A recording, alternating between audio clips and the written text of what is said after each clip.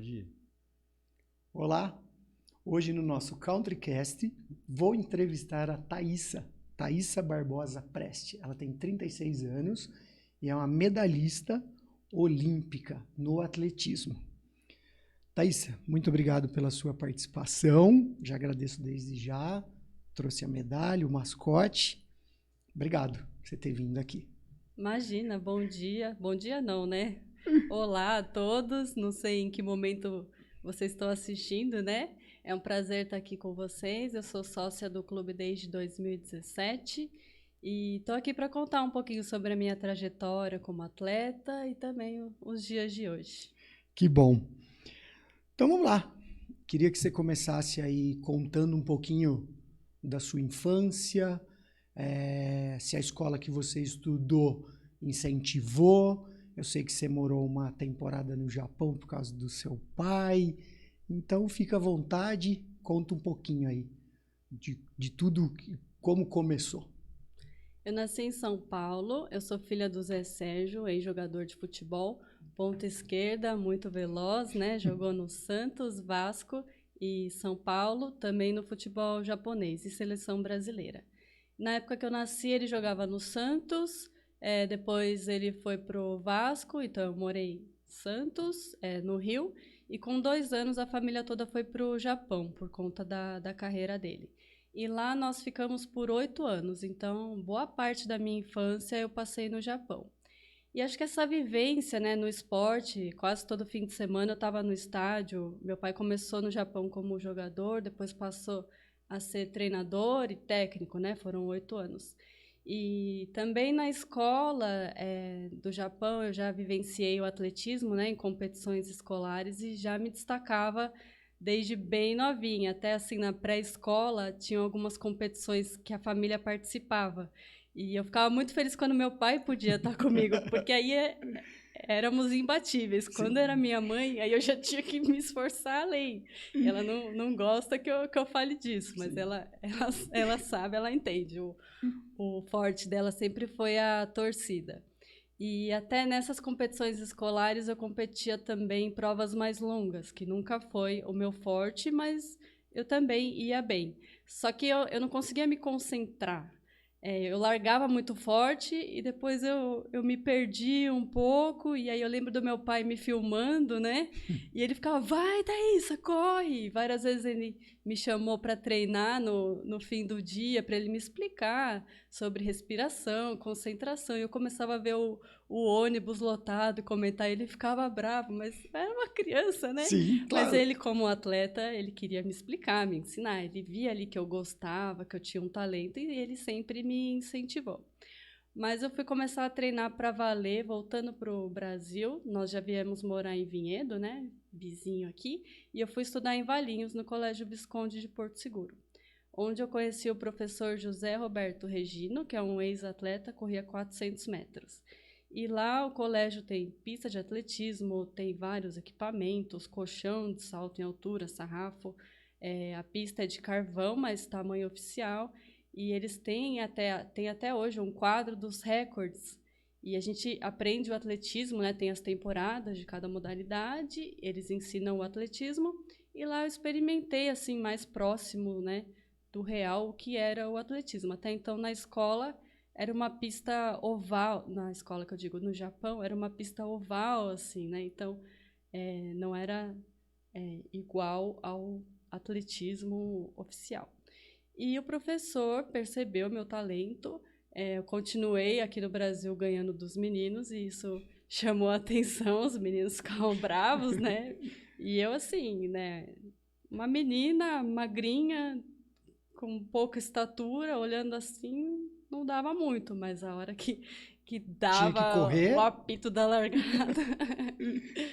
E o professor me chamou para treinar no horário depois da aula, mas a princípio, assim, não me pareceu tão atrativa. Eu cheguei a disputar algumas competições regionais, foi onde eu conheci o Ricieri, né? Na PUC, Campinas, corria 75 metros, geralmente eu vencia. e o professor me colocava no 800, que aí eu já brigava ali para ficar em terceiro, era mais na raça mesmo, mas eu corria provas mais longas também.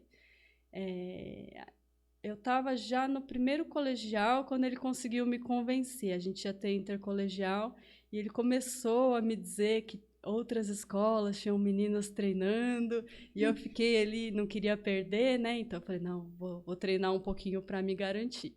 Consegui vencer tudo, mas nessa de começar a treinar, eu me apaixonei pela modalidade. Quando eu percebi, ele já tinha me federado, né? Meus pais mandaram os documentos, autorizaram, e eu já estava totalmente engajada, envolvida com a modalidade, e foram 16 anos desde então que eu me dediquei ao atletismo.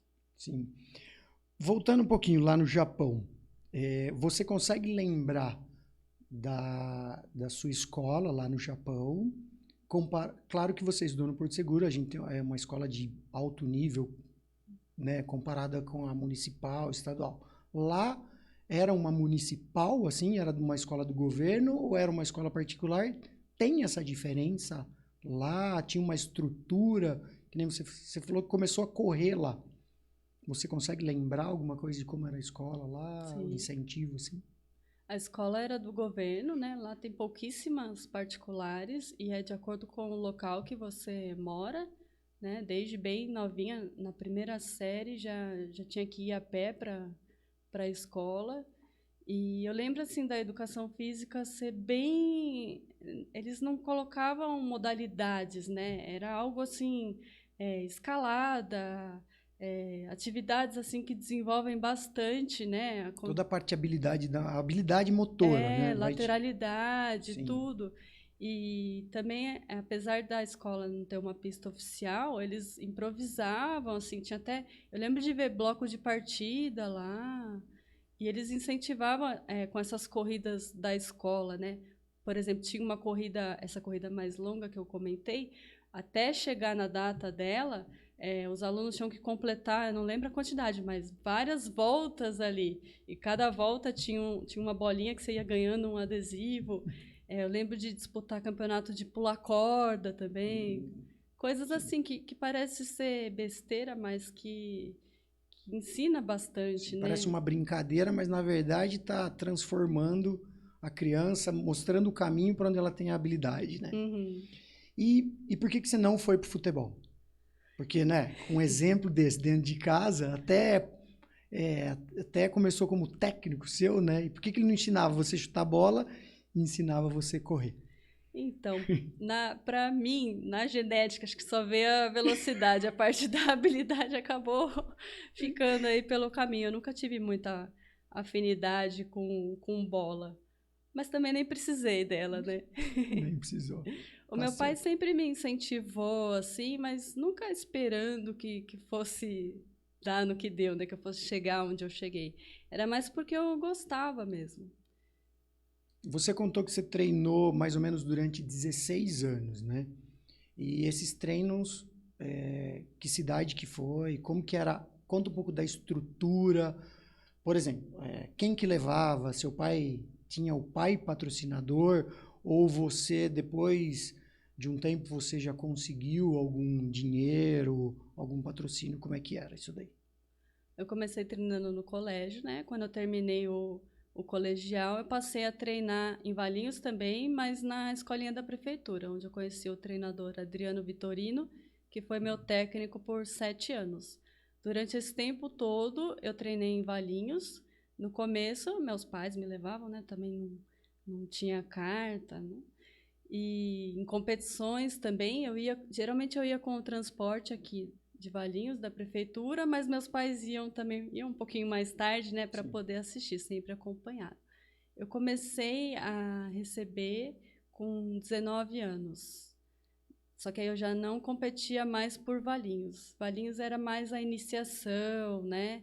Eles visavam mais jogos regionais, mas toda a estrutura de treinamento eu usava da prefeitura, que assim, não é a ideal, mas dava para fazer um bom trabalho. Eu acredito que assim, tendo profissional qualificado, com vontade E Sim. o atleta também motivado, a gente consegue fazer muita coisa. Independente se a pista é de borracha ou de carvão, que nem você disse. Sim, Dá para fazer, dá. né? É Dá para tudo fazer. adaptável, né? Inclusive, eu disputei mundiais, Jogos Olímpicos, treinando aqui em Valinhos. E não fui só eu, porque às vezes, né, a gente pensa, não, é porque o atleta aqui é muito talentoso. Não, também tem a Franciela Kraszewski, não sei se você já ouviu falar, atleta Sim, sim, olímpica, sim. que também treina até hoje aqui em Valinhos. Ela já teve várias oportunidades de ir para outros locais, mas ela prefere continuar por aqui. Sim. E aí, a partir dos 19, você treinava, você foi para São Paulo e aí disputava, aí já usava o nome Brasil nas competições, já foi para fora ou ainda estava disputando pela cidade de São Paulo? Como é que era isso daí? E aí o patrocínio, tinha alguém de fora ou era a prefeitura de São Paulo que ajudava? Ou a Confederação de Atletismo, como é que era isso? Eu treinei em Valinhos até os meus 24 anos, mas desde os 19 eu já defendia outros clubes, né? Eu comecei Hum, pela Brasil Telecom, que era de Presidente Prudente inicialmente, depois passou a ser Botucatu, aí eu defendi São Bernardo do Campo e também a Rede Atletismo, que a sede era em Bragança Paulista. Aí nessa fase eu comecei a ir para Bragança em alguns momentos, treinar, foi construído um centro de treinamento, que hoje até é a sede da Confederação Brasileira de Atletismo. que legal, aqui em Bragança, pertinho. E quando tinha, então, por exemplo, o que você disputava por uma cidade, né? Que nem você citou São Bernardo, Bragança. E quando tinha um campeonato brasileiro, aí reunia todas essas equipes, tinha por exemplo, e os técnicos? Quem era o técnico da seleção brasileira? O que se destacava? Conta um pouquinho pra gente como que formava uma equipe, por exemplo, brasileira para disputar um Pan-Americano. Tinha que ter o índice, né? Ou montava a equipe, conta um pouquinho pra gente como que é isso daí. Cada campeonato tem seu critério, né? Que é baseado no próprio critério da competição. E aí o Brasil também, a Confederação Brasileira, faz o seu critério em cima do critério da competição. E geralmente é baseado no ranking, né? No caso do revezamento. No caso das provas individuais é o índice. Existe uma marca mínima e também um limite de quantidade de atletas, né, que podem competir. Em algumas competições são 3, em outras 2, que podem representar cada país. No caso do revezamento é um pouco mais complexo. No decorrer do ano, né, da temporada, todas as marcas oficiais elas vão para um ranking. E geralmente revezamento, apesar de serem 4 que correm, são convocadas 5 ou 6, aí depende do critério. E aí geralmente são as melhores dos 100 metros. Em alguns casos também eles fazem uma mistura dos 100 metros com os 200 metros. Então, assim, o treinador responsável pelo revezamento ele é convocado pela Confederação Brasileira de Atletismo. E ele define quem vai correr dentro dessas convocadas. Mas o atletismo é uma modalidade, assim, bem justa, né? Porque é pela marca, é pelo tempo. Não tem aquele jeito. Joguinho, amizade, O né? técnico pode gostar muito de determinado atleta, ver muito potencial, mas se ela não tiver uma marca ali entre as melhores, ele não pode convocá-la. Ele só pode definir dentro das convocadas. Por exemplo, vocês estão em 6. As 6 participaram da prova de 100 metros. Estou dando um exemplo aqui para o pessoal entender. As 4 melhores que fizerem o tempo são as 4 que vão disputar o revezamento. É mais ou menos isso, né? Até, de repente, estiver muito perto, até pode mudar ou não. Ele pega os 4 melhores tempos. Já teve... mas ela fez o melhor no 100, mas essa fez melhor no 200. Ou a passagem dessa tá melhor. Já teve isso também, assim? Sim, sim. Geralmente as marcas são muito próximas, né? São detalhes.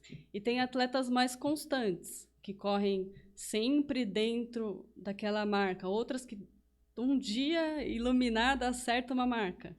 E também tem alguns detalhes. Por exemplo, o revezamento a gente tem reta e tem curva. Então, tem atletas que correm melhor na reta, na curva. Também tem a questão da experiência, né? Você vai disputar um campeonato internacional. Às vezes tem uma atleta que tem um tempo um pouco melhor, mas tem atleta que ela é mais madura, que ela vai encarar melhor. Então, são decisões assim. Inclusive, quando eu competi na Olimpíada, eu tinha o 5º melhor tempo. E eu corri a prova. Era questão de 1 milésimo de segundo com a outra atleta. Eu tinha mais experiência e eu sempre corri muito bem na curva. Então, o treinador optou por me colocar como titular. Sim. E tem um fator que acho que só acontece em provas que são abertas. Geralmente, o atletismo, todas as competições, geralmente em todos os países, a não ser que esteja nevando, né? Faz no fechado. Tem a questão do vento também, né? Que aí não vale o recorde. Se você puder explicar um pouquinho mais detalhe para a gente. Sim, as provas a partir da prova de 200 metros para menos, né, é aferido o vento. E se ele tiver acima de 2.0, o resultado ele não é válido para ranking e para índice. O vento contra, ele atrapalha bastante também. Sim. Mas um vento a favor, às vezes está 2.1 e o resultado é invalidado. E realmente o vento, ele ajuda, né? Principalmente atletas assim mais leves, ele dá aquela empurradinha. Então, a gente sempre torce para que tenha um ventinho legal. Mas já passei por várias situações tensas de correr bem, saber que o tempo foi bom, mas ter que aguardar a medida do vento. A medida do vento. Já aconteceu de não pegar algum índice ou perder uma medalha? Não perde a medalha, né? Não. Você ficou em terceiro, não por causa do vento. Mas já aconteceu com você de não pegar algum índice por causa do vento? Ou não? Índice não, mas já aconteceu de eu correr a minha melhor marca e ela não ser validada. No caso, para o ranking, né? Quais são as provas que você corria? 100 metros rasos, 200 metros, revezamento 4%. O 4%.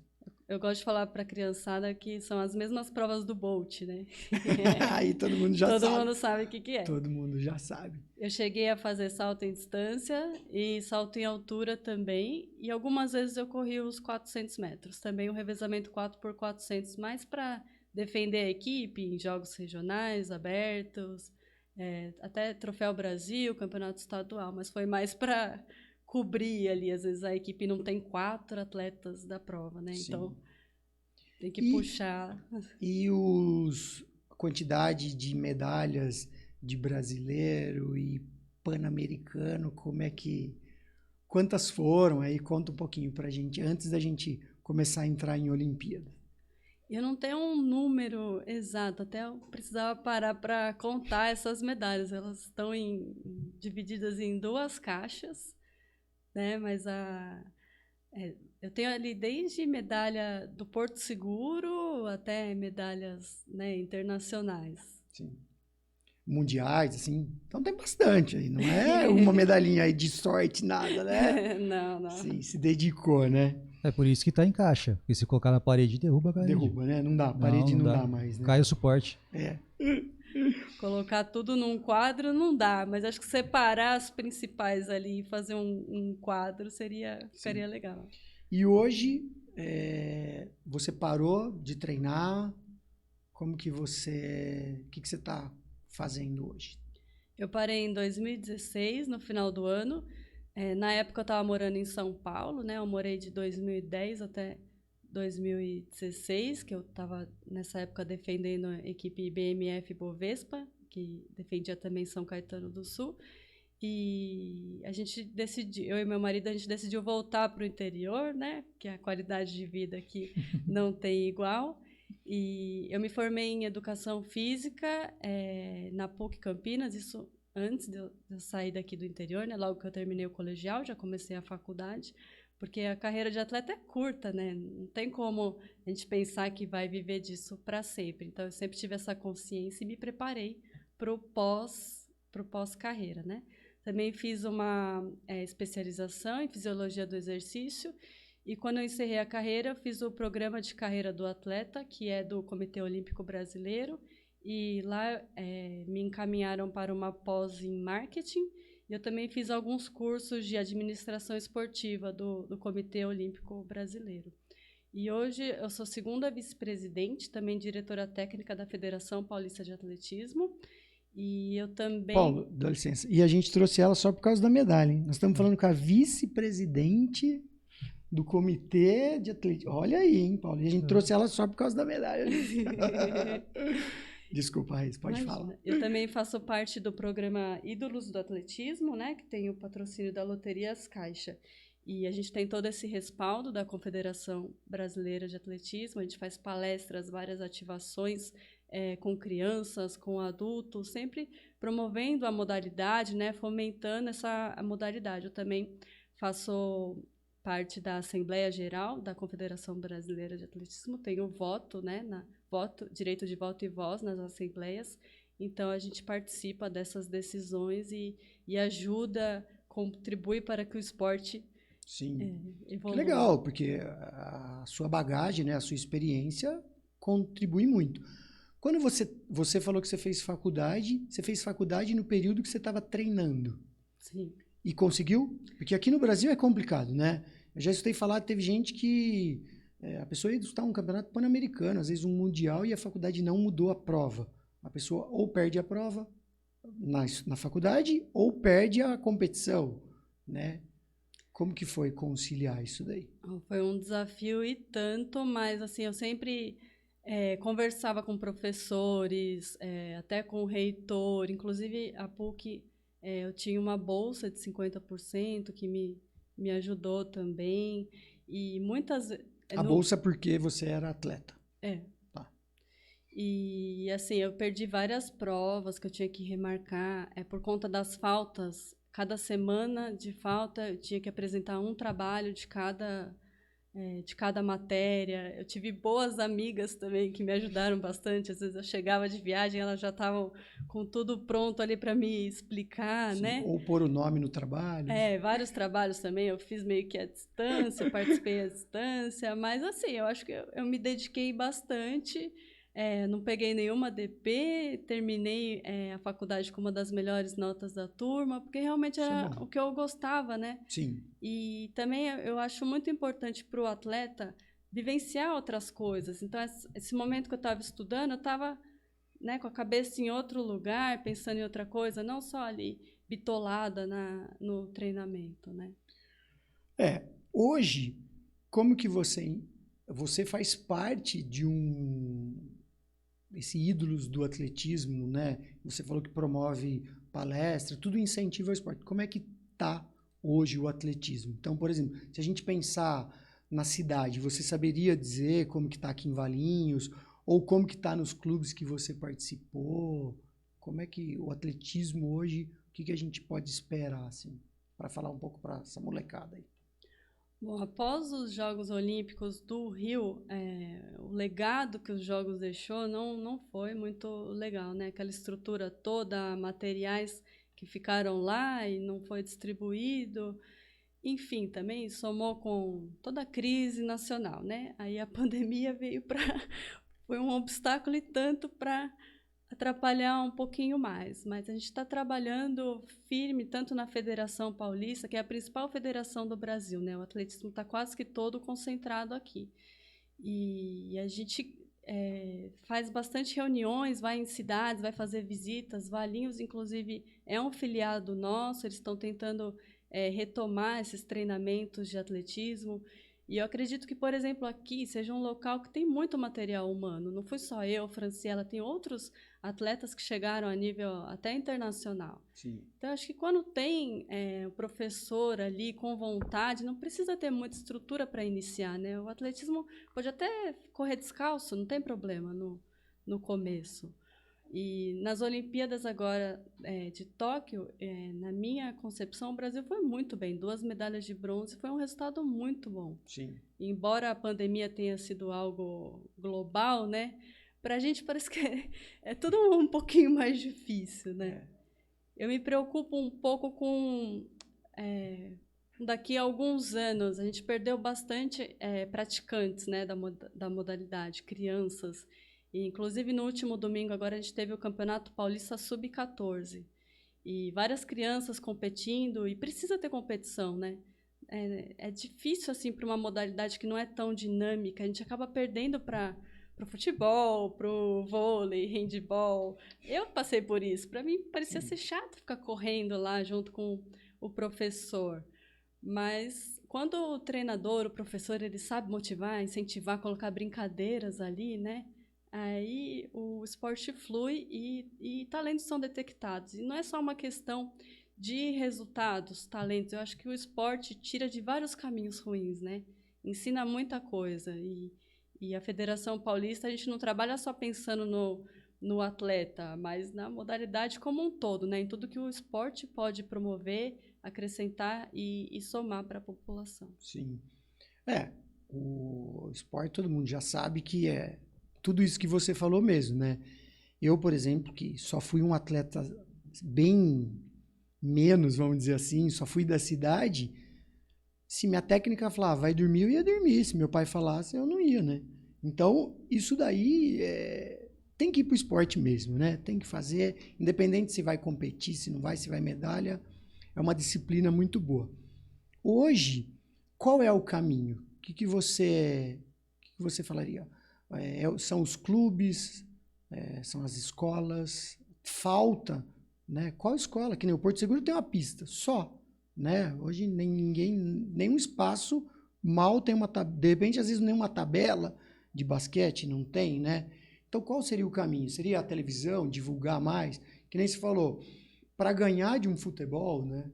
E só passa futebol na televisão, né? Quando que a gente consegue assistir uma competição de atletismo na competição? Cada 4 anos, né? Então, assim, qual seria o caminho, né?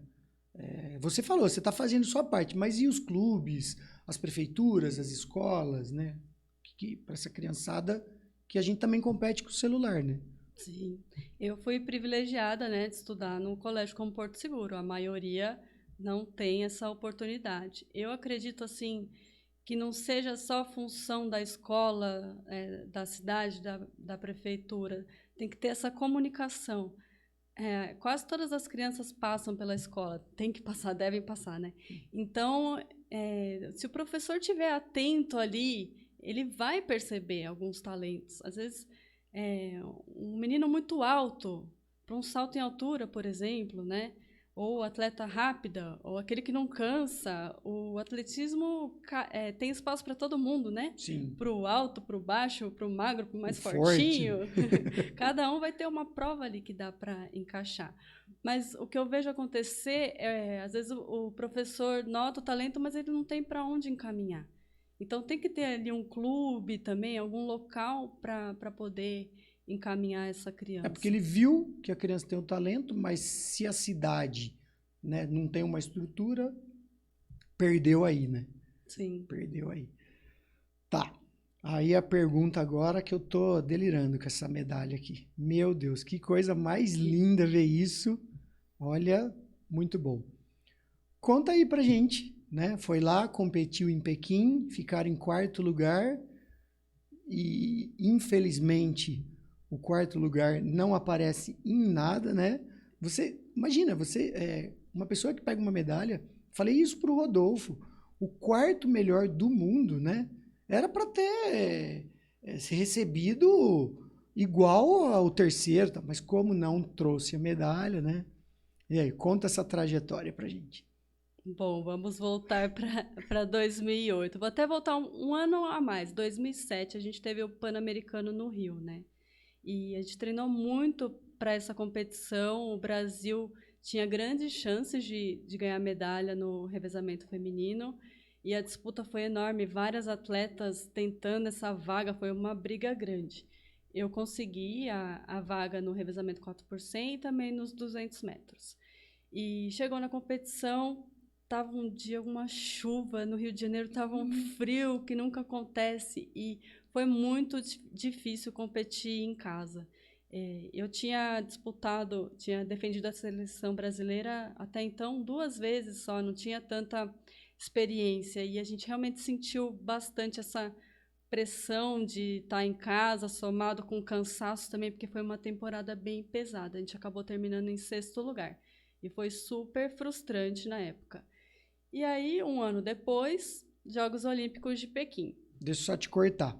Esse tempo que vocês fizeram de 6º lugar, com certeza não foi um tempo ruim por questão de tudo isso. Ou era o tempo que vocês fizeram e o 5º, 4º, 3º fez um tempo melhor? Não, o tempo foi ruim. O tempo foi ruim. Eu até deletei, não sei essa marca, mas foi ruim. Mas você chegou a ver, nossa, se a gente tivesse feito o que a gente estava fazendo, ficaria ali entre os 3. Sim, era para prata ou bronze. Tá. Até daria para brigar por o ouro. Tá. Mas esse dia não aconteceu. Apagou. Só que hoje eu percebo que assim, as grandes derrotas que realmente fazem com que a gente aprenda, né? É ali que a gente vai rever tudo, o trabalho, como é que está acontecendo. E também a maturidade vem com situações assim. Quando a gente vence, né? Você continua fazendo igual porque deu certo. Enfim, chegou Pequim em 2008 e até então o Brasil nunca tinha sido nem finalista da prova do 4x100 feminino. No masculino, eles já tinham 2 medalhas olímpicas na prova. Então, assim, eles tinham muito mais incentivo do que a gente. Por exemplo, eles foram fazer uma temporada na Europa antes de ir para a China. Já nós, as meninas, mandaram a gente para uma competição na Colômbia. Apenas. Mas tranquilo, o importante era a gente estar trabalhando e a gente foi com esse primeiro objetivo de chegar à final, né? Sim. E a gente conseguiu classificar, corremos muito bem. Eu lembro como se fosse ontem aquela sensação maravilhosa de saber que a gente tinha ido para a final. E estando entre as 8, né, a gente sabe que tudo pode acontecer. Revezamento é uma prova com 3 trocas de bastão. Tem outras faltas também, por exemplo, pisar na linha, na curva, é desclassificado. Então, muita coisa pode acontecer. Muitas equipes não tinham, né? Hoje mudou um pouco, mas não tinham o costume de treinar essa passagem. Por exemplo, as americanas, as jamaicanas, algumas mal se falam, então elas não vão treinar ali a passagem. Na hora vai, corre, e muitas vezes assim acaba não dando certo. Então, o que a gente trabalhava mais era essa passagem no bastão, para fazer uma passagem perfeita, perder o menos de tempo possível, já que individualmente, nos 100 metros, 200 metros, a gente não estava entre as melhores do mundo. Então, chegamos para a final ali com o objetivo de fazer a corrida da vida, né? E realmente a gente estava muito, muito unida. Ali não tinha fulana, ciclana, não. A gente estava como o Brasil mesmo, todas ali com o mesmo objetivo de buscar o melhor resultado possível para o Brasil e acreditando numa medalha, porque a gente tem que acreditar. Tem que entrar. Se você já entrar com a mentalidade de que não vai dar, com certeza não vai dar. E terminamos em 4º lugar. Assim, enquanto eu estava correndo, eu tive a sensação de que ia dar a medalha.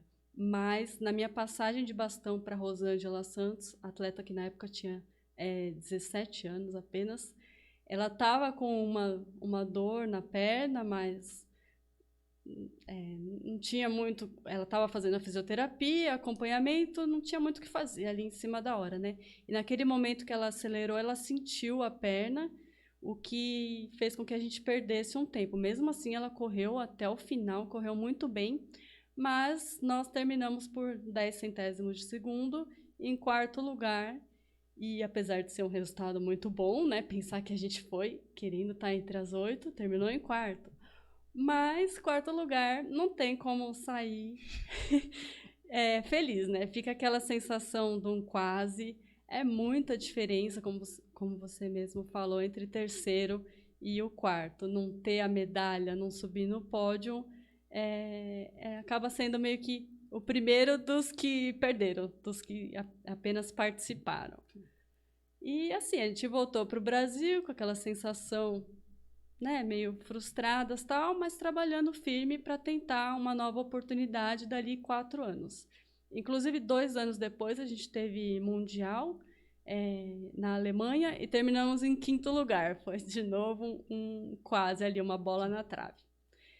E aí, 4 anos depois, eu tive uma lesão no pé que que demorou para melhorar, eu não consegui estar entre as melhores e qualificar para os Jogos de Londres, né, 2012. O Brasil, as meninas não correram tão bem, terminaram em 8º lugar também. A medalha não veio. Aí eu tive a intenção de tentar mais uma vez os Jogos do Rio 2016 e estabeleci que essa ia ser minha última tentativa. Mas, infelizmente, mais uma vez eu tive problema com lesão e não consegui a qualificação. Mas, em 2015, um ano antes, eu comecei a ver notícias de um possível esquema de doping na Rússia. E eu lembrava muito bem de que elas tinham sido as campeãs em Pequim 2008. E aí eu comecei a acompanhar, fiquei atenta para ver o desenrolar disso, mas muita gente falava que isso não ia dar em nada, ia acabar em pizza, mas me acendeu essa esperança de que algo pudesse acontecer. E foi exatamente enquanto estava acontecendo a Olimpíada no Rio, eu estava... Na verdade, a notícia do doping veio no momento que eu estava na fisioterapia, tratando, super chateada, vendo ali que eu não ia conseguir me qualificar para a Olimpíada. Um amigo do meu marido, que trabalhava na imprensa, né, eles têm esse acesso mais rápido das notícias, ele viu que uma das atletas que competiu em Pequim tinha dado positivo, já que eles retestaram todas as amostras dos campeonatos anteriores. E aí foi uma emoção assim incrível pensar que aquele sonho poderia ser realizado mesmo sem ter conseguido disputar mais uma vez as Olimpíadas. E a notícia foi confirmada oficialmente, porque ainda fazem a amostra B, é uma tortura, né? Imagina. Você fica esperando ali. E estava assistindo as Olimpíadas. Naquele momento eu estava até na academia fazendo um treino de fortalecimento, né, para me distrair um pouco, quando veio a notícia de que a gente realmente tinha herdado a medalha. E o país que ficou em segundo, aí a Rússia tem que devolver. Ela devolve. Nossa, você ficou emocionada. Que legal, Thaísa. Eu fico. Parabéns, viu? Parabéns. Embora já tenha alguns anos, né, que eu tô com a medalha, mas... Parabéns. Nossa, é muito bom, muito bom. É difícil falar sem me emocionar, assim, porque é uma soma de tudo que eu trabalhei, que eu treinei, que eu lutei, junto com tudo que eu renunciei. Sim, deixou de fazer muita coisa, né, por causa do atletismo. Valeu a pena, né? Valeu a pena, você tem muita história para contar, né? O marido é super orgulhoso, né? Seu filho também vai ser, quem sabe vira um atleta também, né? No futebol. Deixa ele escolher, né? Deixa ele escolher. Aqui no clube ele vai experimentar tudo. Isso, vai para natação, né, Paulo? Isso aí natação. Depois ela vai bater o papo com você. Que bom, Raíssa. Toma uma água, fica à vontade. Só quem acho que passou que vai entender o que você está sentindo. Eu até nem sei a pergunta que eu ia fazer mais, mas enfim, lembrei. A Rússia teve que devolver, então, a medalha, e aí o país que ficou em segundo também devolveu, o país de terceiro, e como que foi isso daí? Todo mundo foi para o mesmo lugar, teve uma premiação? Não. Alguém catou a medalha, veio para o Brasil e te entregaram? Como é que foi isso daí? Então, elas deveriam devolver, mas se recusaram a fazer isso. Não ficou uma situação muito amigável, né? Esse esquema do doping russo até hoje, né? Eles ainda não podem competir defendendo o país. Em Tóquio usaram uma bandeira neutra. Era como que era? Comissão... Tinha um outro nome, não era a Rússia que usava, né? Usava um outro nome. E ainda demorou um bom tempo para o desenrolar, era algo novo, né? Depois do nosso caso ficou mais comum porque aconteceram outros. Mas isso foi em agosto de 2016, a gente foi receber a medalha em março de 2017, no Rio de Janeiro, numa cerimônia, uma festa anual do Comitê Olímpico Brasileiro, o Prêmio Brasil Olímpico, e eles resolveram fazer essa entrega nessa festa. Mas assim, né, não tem como ser igual tantos anos depois. Sim. Mas a gente já estava naquela ansiedade que a gente já era medalhista, mas você falar que você é medalhista, cadê a medalha? Você não tem a medalha para mostrar? Então, não é? A gente já estava assim, numa situação que se mandassem ir buscar no correio já estava ótimo. Então fomos para o Rio receber as medalhas e desde então podemos dizer oficialmente que somos medalhistas olímpicas. E em toda a modalidade, né, o Brasil, além da nossa, do revezamento, só a Malren tem medalha olímpica. Então, assim, é algo raro, né? Sim, muito. Entre as meninas, somente o revezamento 4 por 100 e a Malren Magno no salto em distância. Sim. E lá, vamos falar um pouco do, como chama, Centro Olímpico? Como que é? A Vila? Vila Olímpica. Vila Olímpica. Como é que é lá? Você já namorava? Conta aí pra gente. Não sei se o marido pode, você pode contar essas coisas. Dá tempo pra dar umas paqueradas. Tem homem bonito lá, sei lá, como é que é? Porque o pessoal, ninguém abre, ninguém fala nada, né? A parte de comida, você contou que o técnico levou a balança, ficava andando com a balança, sobe aí e tal. Bom, eu e o João, a gente tá junto desde 2004, né? A gente era até criança ainda, quando a gente começou a namorar, então eu sempre me comportei bem. Mas essa parte do restaurante, né, é algo incrível, é melhor do que muitos all inclusive. Mas a gente está lá para competir, na fase final ali da preparação para competir. Então tem que ter muito foco, e era muita coisa boa ali e à vontade, né? Sim. E o treinador do revezamento, ele ia para o treino com a balança debaixo do braço para cobrar, né? Que a gente mantivesse ali o foco e a gente pesava antes do treino para evitar um excesso. Que realmente, eu fazia alguns treinos com aquele colete com carga, às vezes 3 quilos. Você não consegue sair do lugar, é muita diferença. Você não pode ganhar 1 quilo numa Olimpíada. É como você correr com uma anilhazinha ali na mão, né? Sim. Realmente é um momento de manter o foco. Mas ninguém nunca saiu do peso. Não. Senão eram umas voltinhas a mais ali. E foi incrível também estar entre ali os melhores do mundo. Eu tirei foto com o Bolt, com o Messi, Kobe Bryant. E o meu marido, na época era namorado, né? Ele ficava pedindo para eu tirar foto com fulano, ciclano, e eu ficava procurando. Na época ainda tinha que andar com máquina, né? O celular tinha câmera, mas era horrível. Sim. Mas já era uma máquina digital. Não era mais não era de filme ainda. Aí essa tietagem também faz parte, né? É muito legal. E legal isso, porque você vê pessoas e depois você hoje é espelho para uma criança, né? Ao mesmo tempo que você fala do Bolt, hoje uma pessoa pode falar, nossa, tirei foto com a Thaísa. Eu vou falar isso, né? Muito bom. E Paris? Como que tá a projeção? Né? Esse ano a gente teve a pandemia e aí encurtou para 3 anos. Né? Como que tá o projeto? Tem uma galera nova, os antigos, não só do atletismo, o que você espera aí do Brasil? Porque nós somos bem prejudicados, né? Eu acho que a gente até podia ter um resultado um pouquinho melhor ainda de Tóquio, né? Mas todo mundo foi, mas eu acho que o Brasil já corre mais risco do que todo mundo pela estrutura, né? Apesar de não ter um resultado ter sido excelente, né, com o resultado em Tóquio. E o que você acha aí? Como que tá? Sim, são 3 anos agora, né, esse ciclo. Bagunçou tudo aí, o calendário internacional e o nacional, o estadual também. Esse ano, eu trabalhando na federação, a gente teve bastante dificuldade em realizar competições, alguns locais só que permitiam em alguns momentos, então ficava meio que concentrado em uma ou outra pista, tinha que restringir a quantidade de atletas.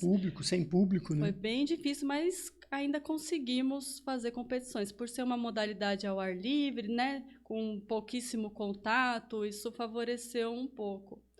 E a Confederação Brasileira de Atletismo está com uma gestão nova desde março. A Federação Paulista também essa gestão desde 2019 e muita coisa está sendo melhorada. Por exemplo, na Federação Paulista hoje somos 3 ex-atletas à frente.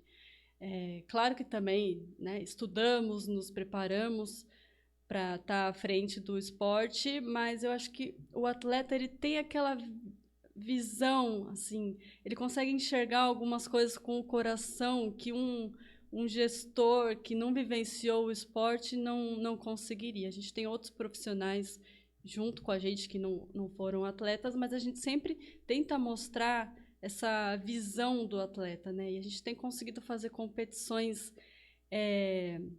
com condições melhores, eu lembro de participar de vários campeonatos que não tinha nem medalha, não tinha premiação no final. Às vezes, para um atleta de alto rendimento, não vai fazer tanta diferença porque ele está visando uma medalha em mundial, em Olimpíada. Mas para a criança, para a base, isso é muito importante. Sim.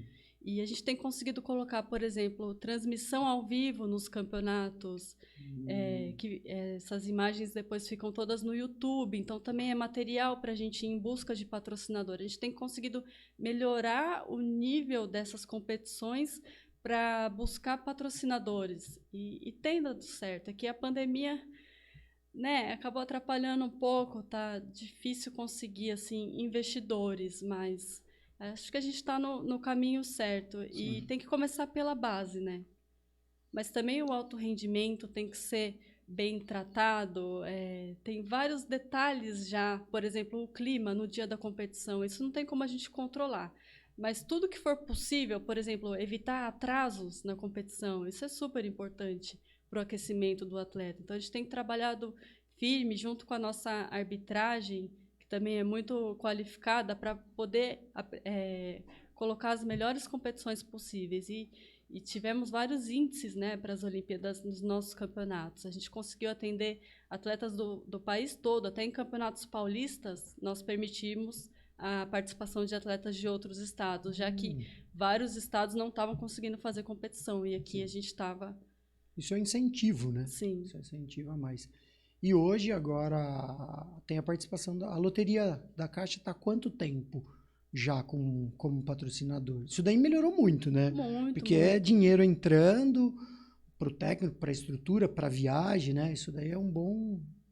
Tá o quê?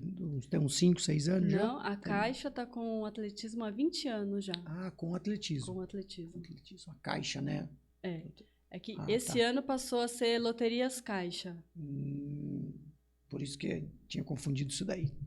Mas Entendi. é um patrocinador e tanto que nos dá todo o apoio, né? As competições, apoio a treinadores e atletas, eles fomentam muito, muito a modalidade.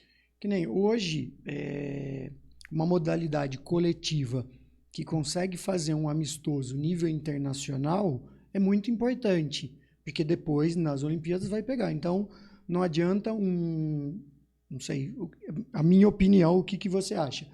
Hoje o Brasil treinar com um país sul-americano, depois se ele vai pegar um nível mundial. No atletismo, tem essa diferença por causa da pressão, porque o que precisa é correr contra o cronômetro, né? Então, o esporte coletivo não. O esporte coletivo ele precisa disputar com pessoas do nível. Não adianta eu jogar com aquele time que eu ganho de 20-0.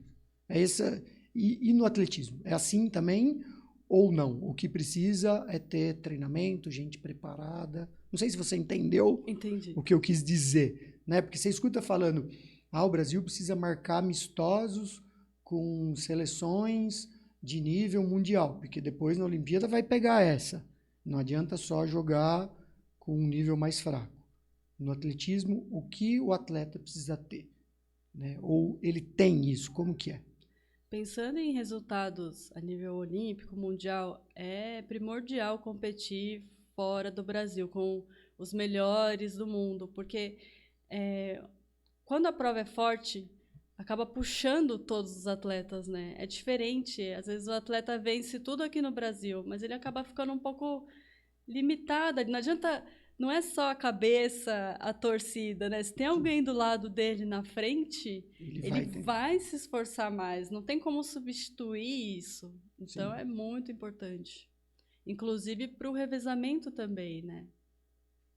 Você está competindo ali entre as melhores. No treinamento não tem como fazer similar ao da competição. Tá, e se você acha que agora, a partir de 2022, se a gente acabar a pandemia, voltar às competições, você acha que o Brasil tem uma chance maior aí em Paris ou não dá para saber? Eu sou otimista. Eu sempre acredito que na próxima será melhor. Que bom. Tá joia. Paulo, uma pergunta para Thaís? Fiz todas, não deixei. Todas. Não, só fui acompanhando. Tá joia. Obrigado mais uma vez pela sua participação, ter trazido a medalha. Olha, que linda. Ela deixou eu pegar na mão. Muito bem, Thaís. Obrigado. Paulo, os nossos recadinhos finais aí. Não, só pedir pro pessoal aí se inscreva no canal, ative o sininho lá para toda vez que entrar um vídeo novo o YouTube te avisar. Deixe os seus comentários, ou sei lá, qualquer coisa que quiser escrever. Sugestões de pessoas para vir recados para a Thaísa também, pode mandar, não tem problema. E deixar também o convite aí para o seu pai, para o Zé Sérgio, se ele quiser vir bater um papo com a gente aqui. Nossa, meu pai vai estar aqui. Honrados. Meu vai estar aqui para conhecer ele. Vai ter uma galera na porta esperando a saída. Thaís, você fica à vontade se quiser falar mais alguma coisa. Bom, foi um prazer estar aqui com vocês, né?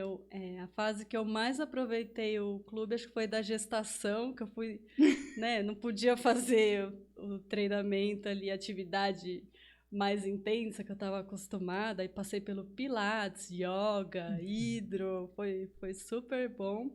E hoje eu aproveito bastante o clube com meu filho, né? Com 2 anos, eu estou aguardando aí na fila da natação. Eu falei que ele ia falar com você.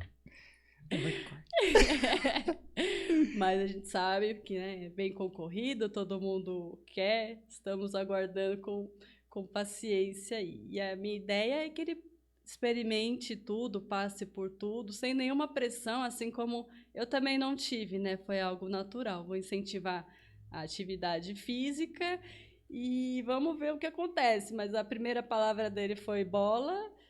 Qualquer rojão ele grita gol. Eu acho que vai ser um pouco difícil.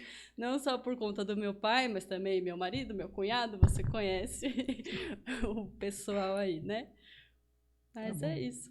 Tá bom. Obrigado e até um próximo encontro no nosso CountryCast.